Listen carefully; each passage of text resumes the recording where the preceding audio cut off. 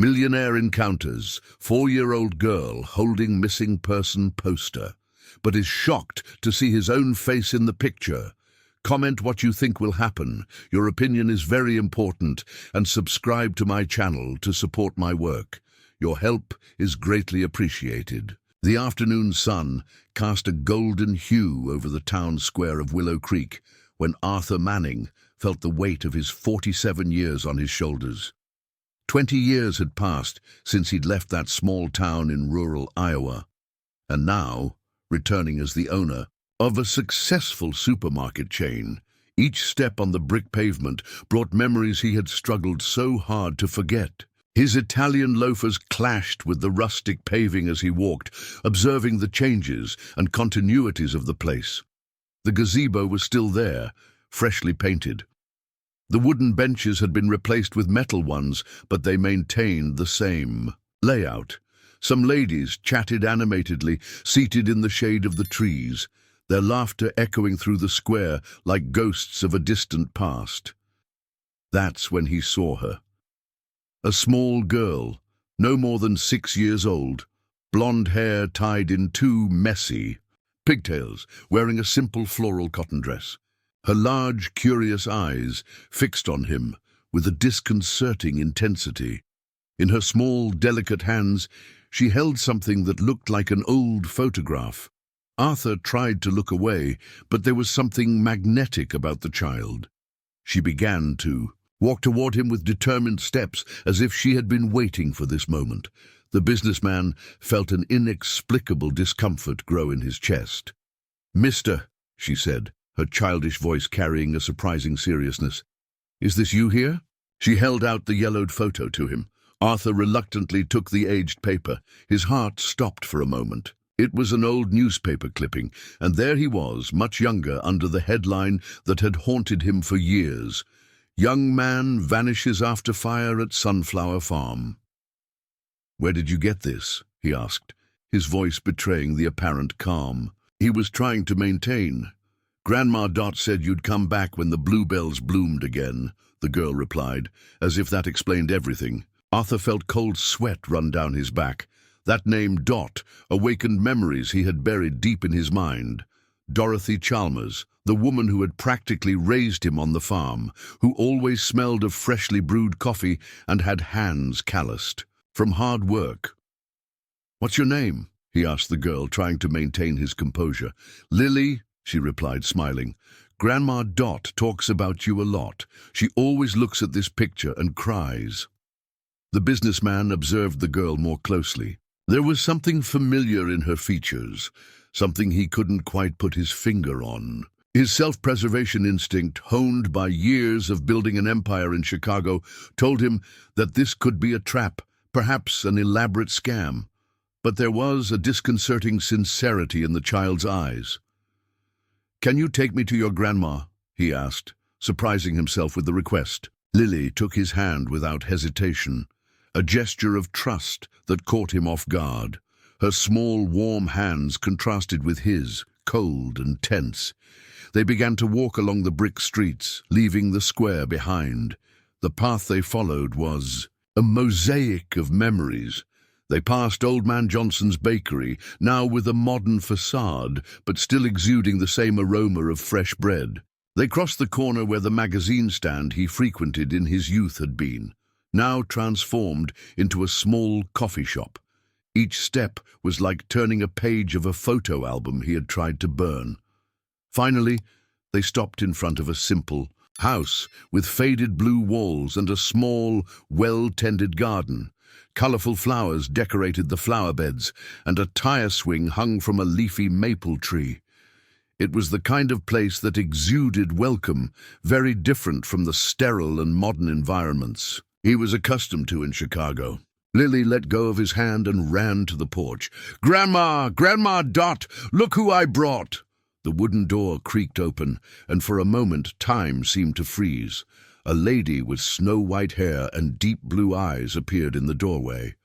Her eyes met Arthur's, and the recognition was instantaneous. The wrinkled face paled, the trembling hands sought support on the doorframe. "Good heavens!" Dot whispered, her legs faltering. "Arthur." Before he could respond, the lady stumbled.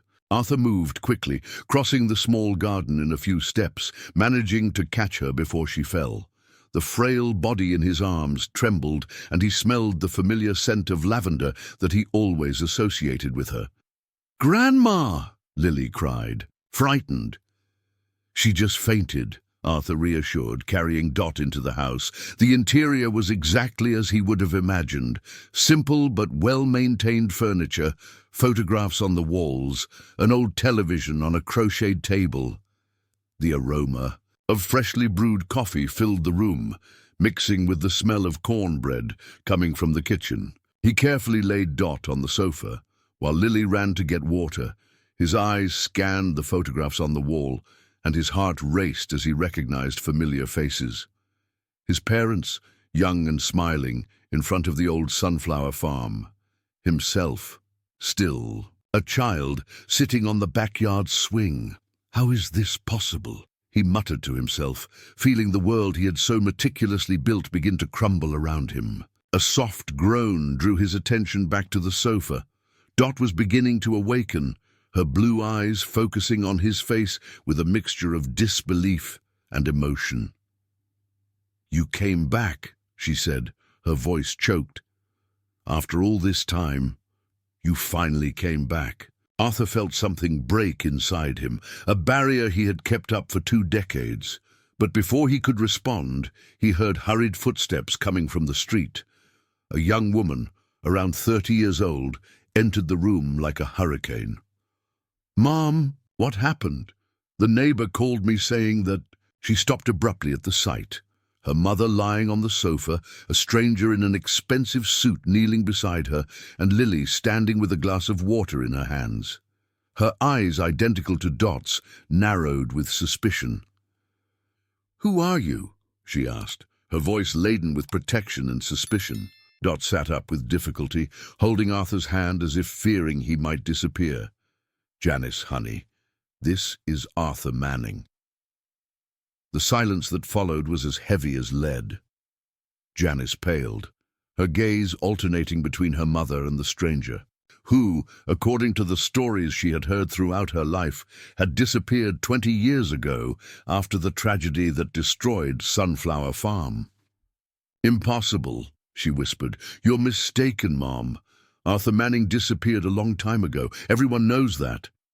But Dot just smiled, silent tears running down her wrinkled face. "The bluebells," she said, her voice trembling with emotion. "I always knew you'd come back when they bloomed again." The tension in the small room was palpable.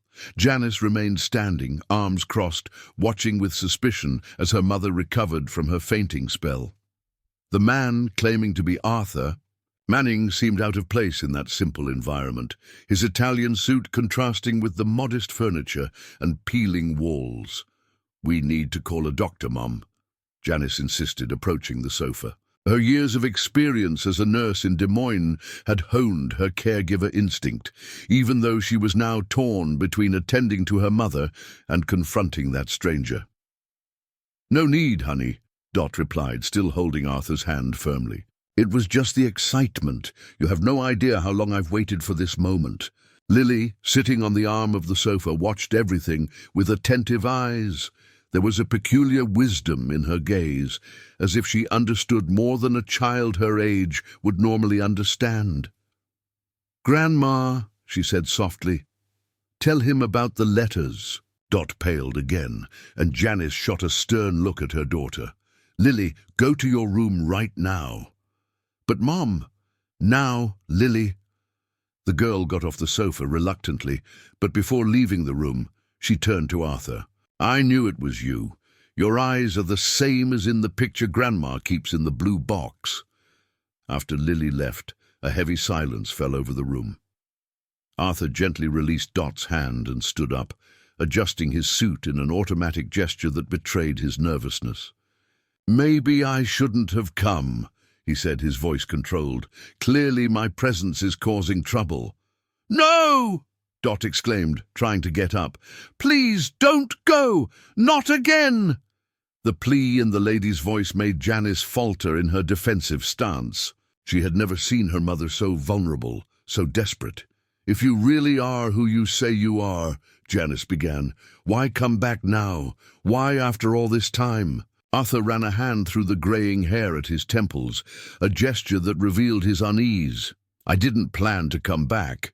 The truth is, I sold my supermarket chain in Chicago. The new owner wanted me to oversee the transition for a few months, and one of the branches is here in Willow Creek. I thought that after 20 years, it would be safe to return." "Safe?" Janice laughed humorlessly. "Safe for whom?"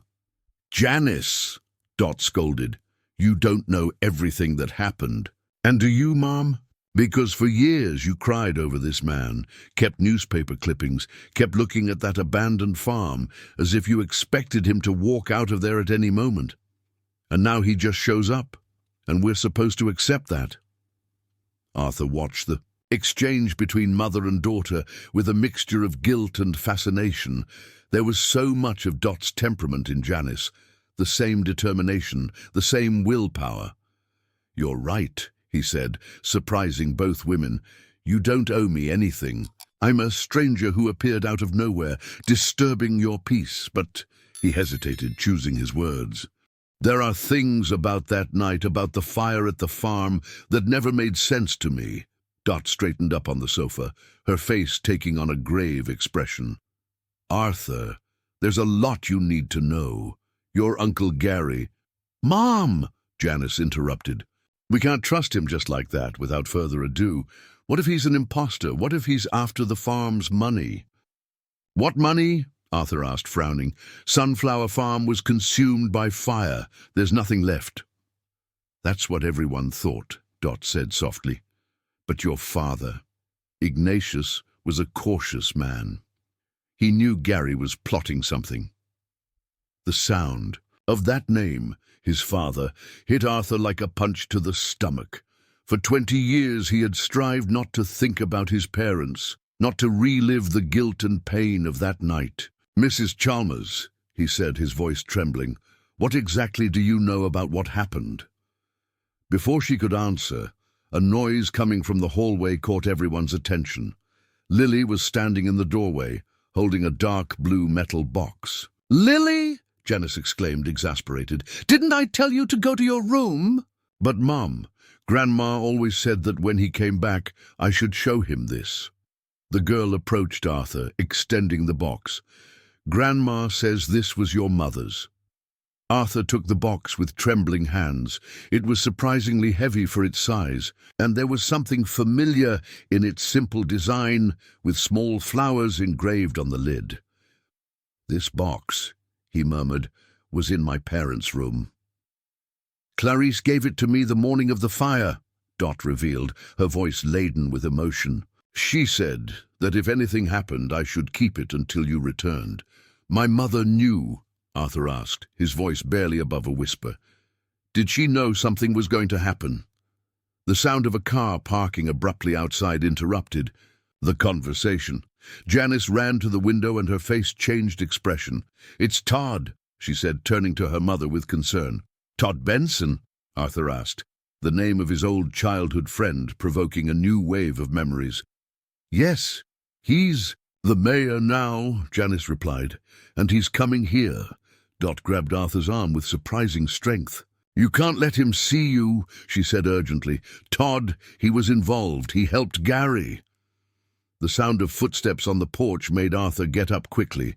Janice, despite her previous distrust, gestured towards the kitchen. "Through the back," she whispered. "Quick!" As he headed towards the back door, Arthur could still hear the deep, familiar voice of Todd Benson filling the room. "Mrs. Chalmers! You won't believe what we discovered about the old Sunflower Farm." Arthur left the house through the kitchen door, his heart pounding in his chest. The blue box weighed in his hands like lead, loaded with secrets he wasn't sure he was ready to discover. As he crossed the yard, he heard light steps behind him and turned to find Lily. "You'll come back, right?" she asked, her big eyes filled with hope. "Grandma waited so long." "I'll come back," he promised, surprising himself with the certainty in his voice. "Tomorrow when the sun goes down, wait for me at the gazebo in the square." The girl smiled and nodded as if they were sealing a secret pact.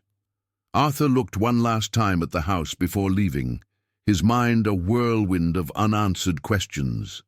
20 years of certainties were beginning to crumble, and at the center of it all was that blue box, holding secrets that could change everything he thought he knew about his past. The most luxurious hotel room in Willow Creek felt suffocating that night.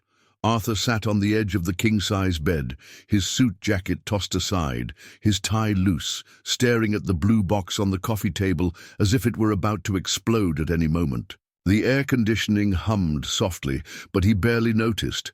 His hands trembled as he held a half-empty glass of whiskey. 20 years. 20 years building a life, burying memories, convincing himself he had made the right choice by running away. And now a 6-year-old child with messy pigtails had torn down his entire castle of certainties in less than a day. Finally, after hours of hesitation, he set the glass aside and approached the box. The old lock gave way with a soft click, and the aroma of old paper and lavender filled the air. Inside, he found dozens of newspaper clippings, all yellowed by time. His eyes scanned the headlines. Manning heir vanishes after tragedy. Mystery. Surrounds fire at storied farm. Search for young businessman enters 3rd month. Beneath the clippings, he found a thick envelope, sealed with red wax. His heart almost stopped when he recognized his mother's elegant handwriting on the envelope. "To my son, when he returns." Before he could open it, his cell phone vibrated. It was a message from an unknown number. "I know who you really are. Meet me tomorrow at 7 a.m. at the Central Perk. Come alone. TB." Todd Benson. The boy who had been his best friend in his youth, who knew all his secrets, was now a threat. Arthur put the envelope away unopened. Some truths needed to wait. The next morning, the Central Perk was practically empty when Arthur entered. Only an elderly lady was having her coffee and corn muffin in the corner, and behind the counter, a young employee was distractedly arranging cups. Todd was already there, sitting at a table in the back, wearing a well-cut suit that couldn't completely hide his tense posture. "You haven't changed as much as you think, Arthur," Todd said, as he approached.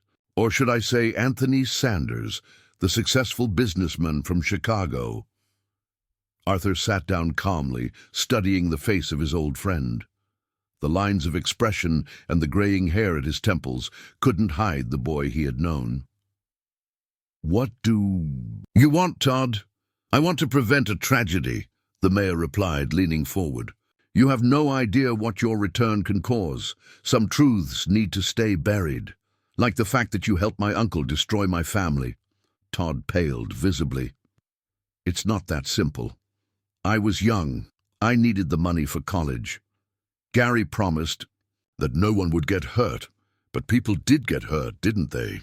Arthur's voice was controlled, but his hands were gripping the coffee cup hard enough for his knuckles to turn white. "You don't understand."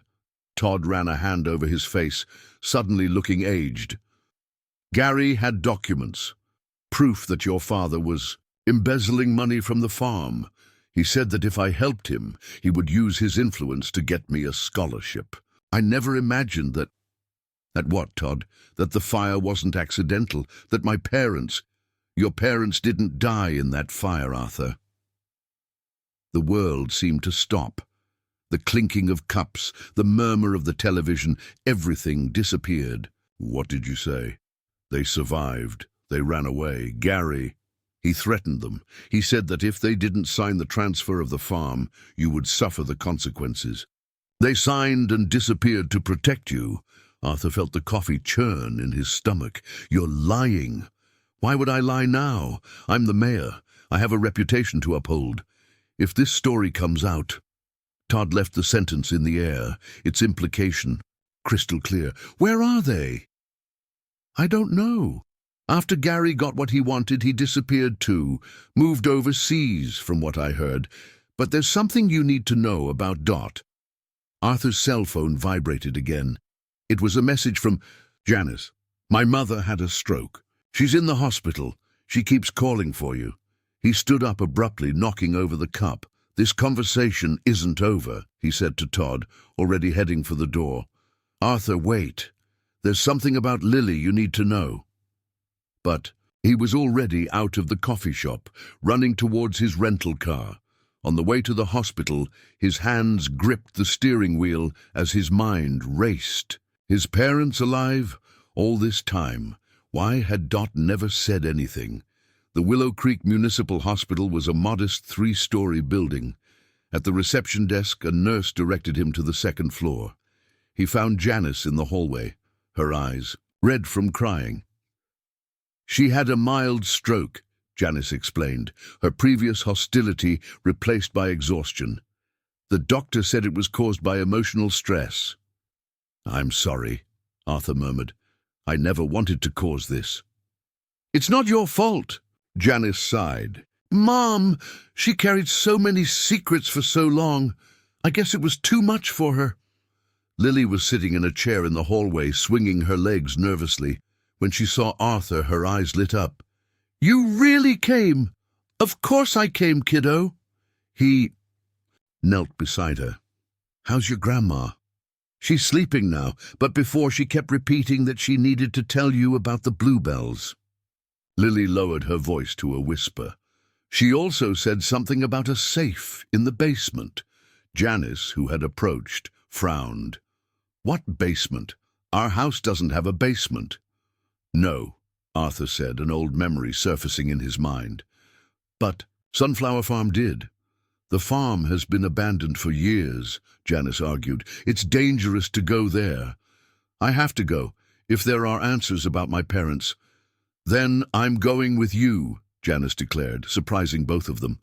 "Mom always said there was something important kept there, something that would explain everything." "I want to go too," Lily exclaimed. "No, honey, you stay here with Grandma." At that moment, a doctor came out of Dot's room. "She's awake and wants to see you, especially you," he said, pointing to Arthur. Dot was pale against the white hospital sheets, but her blue eyes maintained the spark of determination that Arthur remembered so well. When he entered the room, she extended her trembling hand towards him. "Forgive me," she whispered. "I should have told you before." "Don't strain yourself, Mrs. Chalmers," he asked, holding her hand gently. "No, you need to know. The safe. The key is—" Her voice failed, and the monitors began to beep faster. "Mom, please, rest," Janice pleaded. "The key, in the locket." Dot struggled to speak. "Clarice, your mother, she trusted me." The lady's eyes began to close, the weariness overcoming her determination. Soon she was sleeping again, leaving Arthur and Janice with more questions than answers. "What locket is she talking about?" Janice asked. "I don't know," Arthur replied, running a hand through his hair, in frustration. "But we need to find it before—" A noise in the hallway interrupted him. Todd Benson was standing in the doorway, his face a mask of concern. "I came as soon as I heard," he said. "How is she?" Janice frowned. "What are you doing here?" "I'm the mayor, Janice.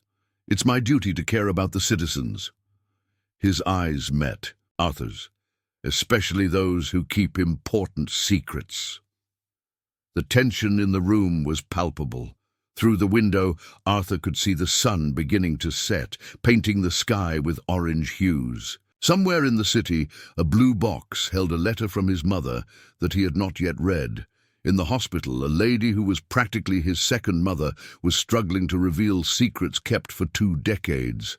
And now his former best friend, who had admitted to participating in the tragedy that destroyed his family, was there clearly with ulterior motives. "Janice," Arthur said without taking his eyes off Todd, "I think we need to go to the farm, now." Dusk was painting the Willow Creek sky with shades of purple when Arthur's car left the main road, entering a dirt path long abandoned. Janice, in the passenger seat, held a flashlight firmly while watching the familiar landscape transform into something almost unrecognizable in the twilight. "Turn right after that big sumac tree," she instructed. "The main access has been blocked for years." Arthur followed the guidance, feeling every bump of the uneven ground. His imported Audi was definitely not made for that kind of road, but that was the least of his worries at the moment. In the leather bag on the back seat, the blue box and the unopened letter from his mother seemed to pulse with urgency. "How do you know the way so well?" he asked, trying to keep his voice casual. Janice hesitated for a moment. "Mom and I used to come here. She never entered the property, just stood on the edge, looking. Sometimes she cried. I never understood why, until now. The car rounded one last curve and suddenly it appeared Sunflower Farm, or what was left of it. The main building, once imposing, was now a blackened shell against the darkening sky. The windows, like empty sockets, seemed to stare at them, with a mixture of accusation and welcome. "My God," Arthur whispered, his voice choked. "It's worse than I remembered."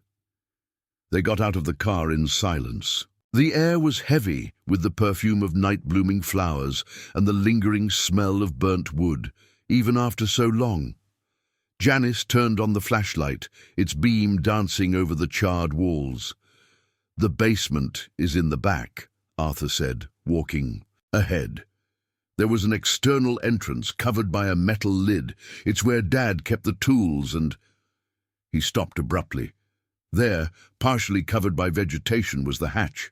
It seemed intact, protected from the fire by its robust construction. "Help me here," he asked, already bending down to clear the vegetation. Janice approached with the flashlight, illuminating while Arthur struggled with the rusted lid. With a metallic groan of protest, the hatch finally gave way, revealing a ladder that disappeared into the darkness.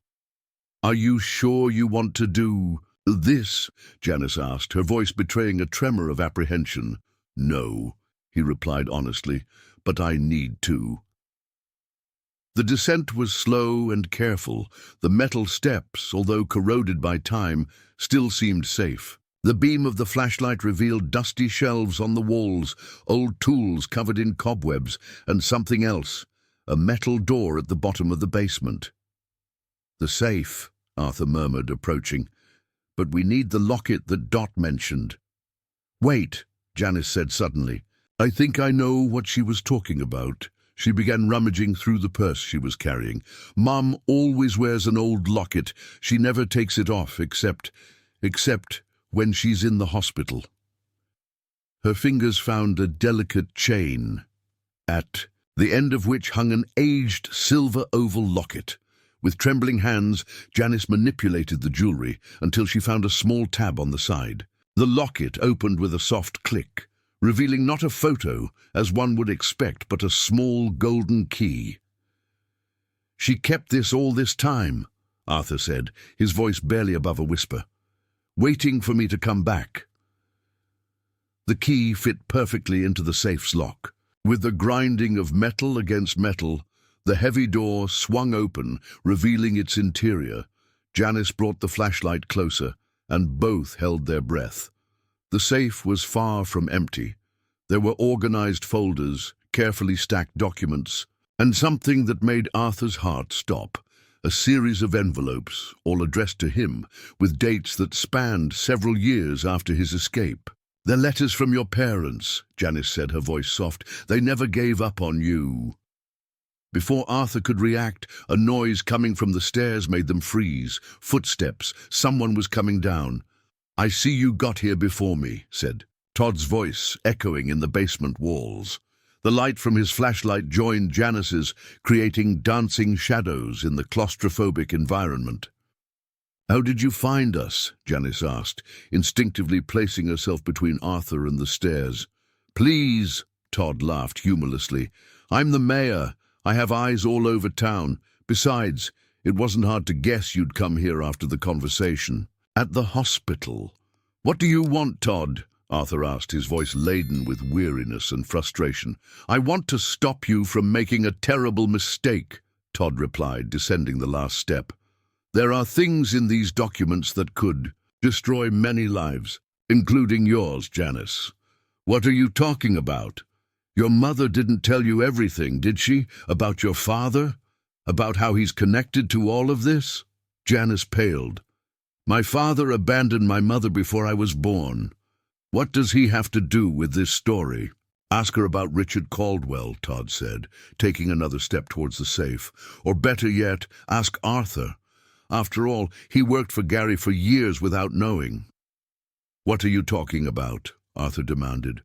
But something in his face had changed, as if a distant memory was beginning to take shape. "Richard Caldwell," Todd continued, "was Gary's accountant, the man who helped forge the documents that incriminated your parents, the man who then disappeared mysteriously, leaving a pregnant Dot behind. And you know what's most interesting? He reappeared in Chicago years later, working for a certain supermarket chain." "Vincent," Arthur whispered, the name of his partner in Chicago coming out like a gasp. "Vincent Caldwell." "Your own partner," Todd confirmed. "Richard's eldest son, your cousin Janice." The silence that followed was deafening. Janice staggered, leaning against the basement wall. "No, this can't be true. Why do you think your mother never talked about your father? Why do you think she kept all these secrets?" Todd was getting closer and closer to the safe. "These documents can destroy entire families.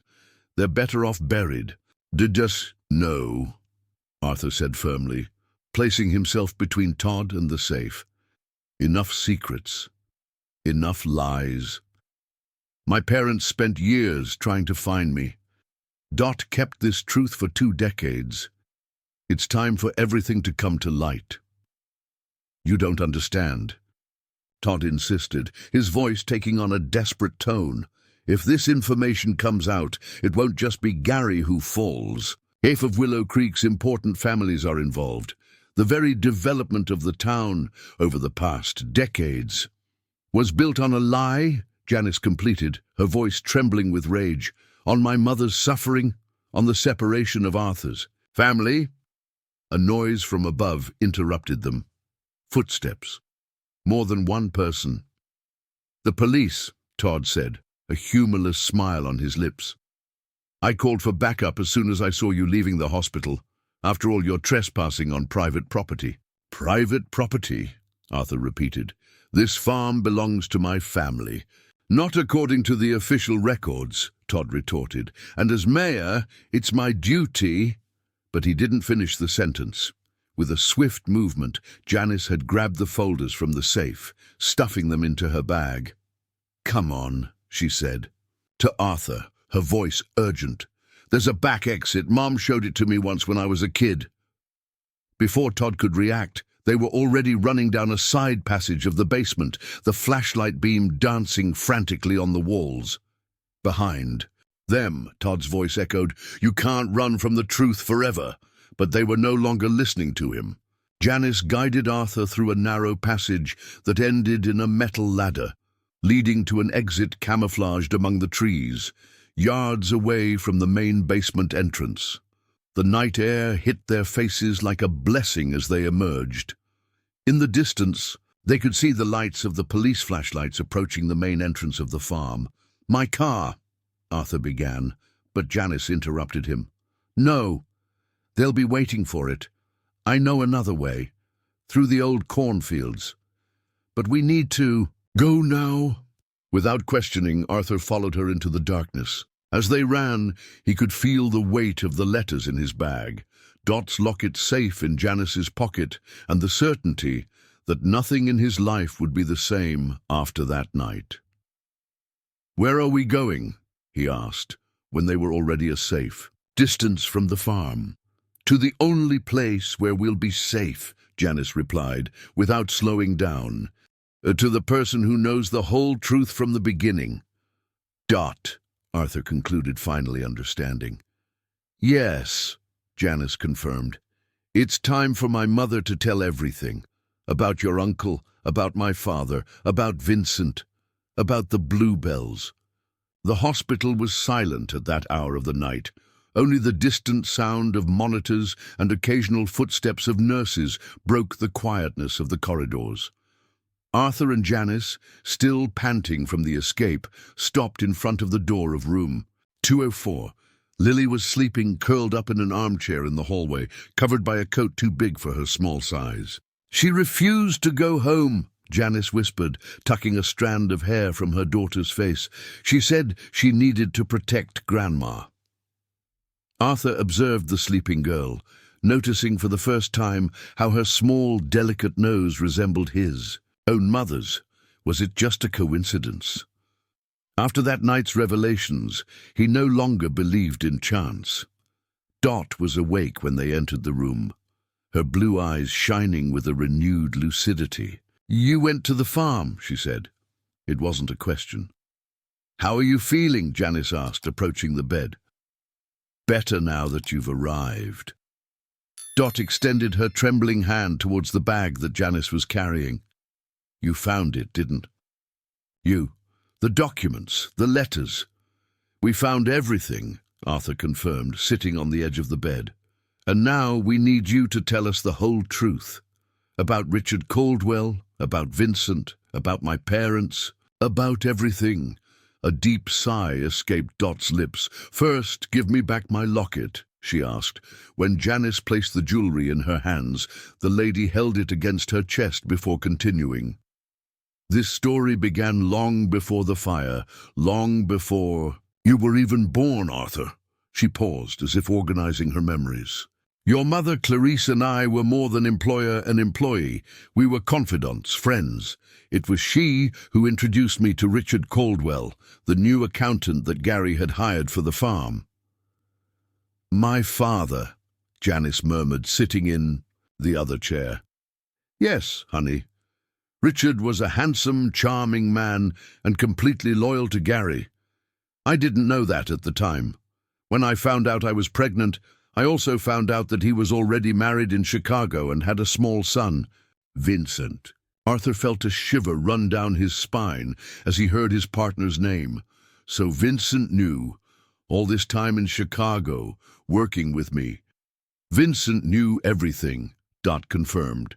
"He grew up listening to Gary and Richard plan how they would take control of Sunflower Farm. Your parents, Arthur, were two good people. They trusted Gary even when I started warning Clarice about the strange movements in the accounts." "And the fire?" Arthur asked, his voice hoarse. "Was it Gary who planned it?" A sad smile appeared on Dot's wrinkled face. "No, the fire was a genuine accident. You were playing in the barn with matches, remember? You were upset because your parents had argued with Gary the day before." The memory hit Arthur like a lightning bolt. The smell of burning straw, the panic, the devastating guilt. I caused the fire?" "You were just a teenager," Dot said softly. "But Gary saw the perfect opportunity there. He convinced your parents that you had disappeared in the fire, while at the same time he made you believe that they had died. In the confusion, he forced them to sign the transfer of the farm, threatening to tell the truth about the fire if they didn't cooperate." Silent tears ran down Arthur's face. "Where did they go?" "Down south, I think. Clarice managed to send me some letters in the early years, always with different return addresses. She never gave up on finding you." Dot paused, breathing with difficulty. But there was something that not even she knew, something about the real reason Gary wanted the farm so badly. At that moment, a movement in the doorway caught everyone's attention. Lily was standing there, fully awake, holding a small notebook with a faded cover. "The bluebells," the girl said, approaching the bed. "It's because of them, isn't it, Grandma?" Dot smiled, extending her hand to her granddaughter. "Always so. Clever, my little one. Yes, it's because of the bluebells. Come, sit here and help me tell this part of the story." Lily climbed onto the bed with the agility of children, snuggling next to her grandmother. "Can I show them the notebook?" "You can, my love. It's time for them to know everything." The girl opened the notebook carefully. Inside were detailed drawings of a flower that Arthur had never seen before. Delicate petals in an impossible shade of blue with small golden dots in the center. "This is the Ipomaea azuritis," Dot explained. "A very rare species that only blooms every 20 years and only on the lands of Sunflower Farm. Your father, Arthur, discovered that it has unique medicinal properties. He was developing a research in secret with the help of a laboratory in Des Moines, and Gary found out," Janice completed, finally understanding. "Yes, the flowers are about to bloom again, for the first time since the fire. Gary knew that if he got the farm, he would have exclusive control over a plant worth millions to the pharmaceutical industry. That's why Todd was so desperate to stop us from taking the documents," Arthur said. "The entire town must have invested in the research of this plant, even without knowing its true origin. And now Vincent is trying to take control of your supermarkets in Chicago," added Janice, "probably to make sure you don't have the resources to fight for the farm." A sharp sound interrupted the conversation. Arthur's cell phone was ringing. It was an unknown number. With a racing heart, he answered, putting it on speakerphone. "Arthur?" The female voice on the other end of the line was trembling, aged, but still impossibly familiar. "My son." The world seemed to stop. "Mom?" he whispered, his voice failing. "Oh my God, it's really you." Clarice Manning was sobbing on the other end of the line. "Dot, finally managed to find you. We're coming back to Willow Creek, son. Your father and I, the bluebells are about to bloom. It's time to come home." Janice covered her mouth with her hands, tears running down her face. Lily smiled, as if she knew this would happen. And Dot was glowing with a renewed energy. "There's one more thing you need to know," the lady said, her voice now firm, "about Lily." But before she could continue, heavy footsteps sounded in the hallway. The door of the room opened violently, revealing Todd, accompanied by 2 police officers and a man that Arthur immediately recognized. Vincent Caldwell, his partner from Chicago. "What a touching scene," Vincent said, his cold smile identical to the one Arthur had seen in so many business meetings. "The family finally reunited, but forgive me for interrupting. We have a court order to seize certain documents that were stolen from Sunflower Farm." Lily clung to Dot, who hugged her. Protectively, Janice stood up, placing herself between the newcomers and the hospital bed. And Arthur felt something awaken within him, a strength he didn't know he possessed. "You're not taking anything from here," he said, his voice calm but determined. "Because I just had an idea that's going to change everything." The hospital room had transformed into a silent battlefield. On one side, Vincent and Todd, backed by the intimidating presence of the police officers. On the other, Arthur, Janice, and Dot, protecting not only documents, but 20 years of buried truths. "Court order?" Arthur laughed, a humorless sound. "Interesting how you got that so quickly, Vincent, almost as if you knew exactly where we'd be." "Always so perceptive, partner," Vincent replied, emphasizing the last word with irony. "It was that intelligence of yours that made me track your steps all these years. You know how long I waited to make sure you'd never discover the truth about your family. And yet you failed," Janice interjected, her voice laden with contempt. "Just like your father failed with my mother." Vincent turned his icy gaze to her. "Ah, my dear sister, what a touching family reunion, but I'm afraid it's time to—" "Enough!" Dot's voice cut through the air like a whip. Everyone turned, surprised by the strength coming from that frail lady in the hospital bed.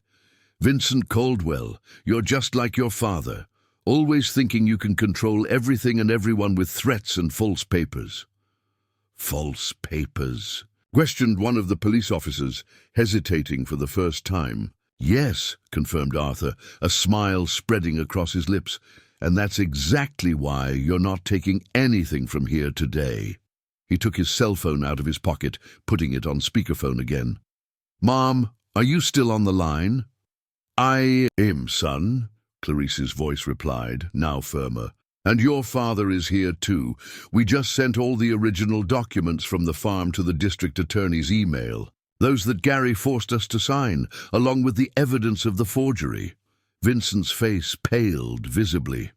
Todd took a step back, as if wanting to distance himself physically from the situation. But there's more, Arthur continued, turning to Vincent. While you were busy trying to take my company in Chicago, you forgot one small detail. I never signed the total transfer of shares to you, which means I'm still the majority shareholder, and I just sent a message to the board of directors, exposing your fraudulent activities. You can't prove anything, Vincent growled. Can't I? Janice approached her bag, taking out the folders found in the safe.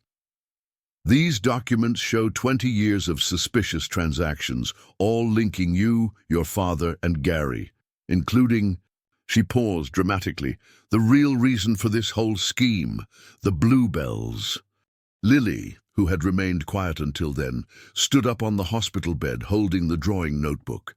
Grandma told me everything about the flowers, how they only grow here, how special they are, and how great-uncle Gary wanted to steal them. From Grandpa Ignatius. And you know what's most interesting, added Dot, her voice filled with a contained satisfaction. While you were busy trying to maintain control of the farm, you forgot the most important thing. The bluebells don't grow anywhere on the property. They only bloom in a specific location, a location that only the Manning family knows. And that's just one part of the story, Arthur continued, his gaze fixed on Vincent. Because while you were trying to destroy me in Chicago, I was building something much bigger. Every supermarket I opened, every piece of land I bought, all strategically positioned around the old sunflower farm. Vincent's eyes widened in comprehension. You can't. I can, Arthur interrupted. I just finalized the purchase of the last piece of land. Sunflower Farm is completely surrounded by my properties. You may have the farm's papers, Vincent, but you have no way to access it without passing through my land. And I just declared all of them as an environmental protection area. One of the police officers discreetly put away his badge. Mr. Mayor, this court order, it doesn't seem very clear regarding the jurisdiction. Todd, who had remained silent, finally spoke. Maybe we should reconsider our approach. Coward, Vincent whispered. You're just like my father, Todd, always running when things get tough. No, Vincent, Todd replied, surprisingly firm. I'm tired of carrying this guilt. 20 years watching this town prosper on lies. Enough. He turned to Arthur. I know I don't deserve forgiveness, but I want to make things right. All the City Hall documents about the farm, all the secret meetings with Gary. I can testify about everything. But it was at that moment that Lily got off the bed, walking to stand between Arthur and Vincent. Her eyes, so similar to Clarice's, shone with a wisdom beyond her years. Grandma, she called, I think now you can tell the rest of the story. Dot smiled, silent tears running down her wrinkled face. Yes, my little one. The time has come. She took a deep breath before continuing. Arthur, do you remember your younger sister? The one who was born a few months before the fire? The world seemed to stop. Arthur felt his legs weaken. Mary Claire, he whispered. She didn't survive the fire. That's what Gary said. No, Dot replied softly. Your sister survived. Clarice gave her to me that night, asking me to protect her. I raised her as my own daughter. Her eyes turned to Janice, who had sat down abruptly in the nearest chair. Janice, honey, you were never abandoned. You were saved. The silence that followed was deafening. Janice stared. At her mother, then at Arthur, then at her own daughter, understanding slowly dawning on her face. That's why Lily looks so much like Clarice, Arthur murmured, his voice choked. She's my niece." Vincent stumbled backward, all his previous arrogance disappearing. "This doesn't change anything," he tried to argue, but his voice betrayed his defeat. "It changes everything," Janice replied, standing up. Tears streamed freely down her face, but she was smiling. "Because now it's not just about the farm or the flowers, it's about family, the family that you and your father tried to destroy." As if by divine signal, the sound of a car pulling up arrived through the hospital window. Moments later, hurried. Footsteps echoed in the hallway, and then they were there. Ignatius and Clarice Manning, 20 years older, but still carrying the same dignity that Arthur remembered from his childhood, stood in the doorway of the room. Time seemed to freeze as mother and son looked at each other for the first time. "In 2 decades, my boy," Clarice whispered, opening her arms. Arthur didn't hesitate. In 3 steps, he was in his mother's arms, sobbing like the child he was when he last saw her. Ignatius wrapped them in his strong arms, and for a moment, the world beyond that embrace ceased to exist. It was Lily's voice that brought them back to reality. "So, they're my real grandparents?" Janice picked up her daughter, bringing her closer to the group. "Yes, honey. Our family is finally complete." Vincent and Todd had disappeared, along with the police officers. But no one in the room cared about that now. Dot watched the scene from her bed, her face illuminated by a peace she hadn't felt in 20 years. "The bluebells will bloom in 3 days," she said softly, "just like last time. And this time," Ignatius completed, "we're going to do everything differently. The research on the medicinal properties will be done the right way, benefiting not only our family, but the entire community. Sunflower Farm will be what it once was," Clarice said, still holding her son. "A place of healing, of unity, of family." Arthur finally allowed himself to smile truly, for the first time in 20 years. He looked at his newfound sister, at his clever niece who had started this whole journey, at his parents who had never given up on finding him, and at Dot, the woman who had kept all the threads tied together through the decades. "No," he said, softly, "it's going to be even better." Through the hospital window, the sun began to rise over Willow Creek, painting the sky with shades of pink and gold. Somewhere in the fields of Sunflower Farm, sprouts of bluebells began to awaken from their 20-year sleep, ready to witness the rebirth of a family that, just like them, had survived time, fire, and oblivion, only to bloom stronger than ever.